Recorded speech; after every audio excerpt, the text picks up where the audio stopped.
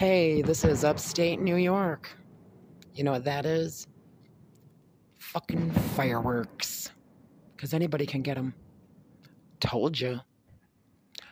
I'd let them keep waving those Trump flags. Then at least you'll know who they are. You know what that is? Dynamite. Explosives. It's what they use to blow sides of mountains off. You know that? Look it up. Everybody around here has them. Cute, huh? Isn't that what they were using in Ukraine the last war? I don't know what they're doing now because I don't even fucking watch TV anymore. I don't have to. It's a war around here.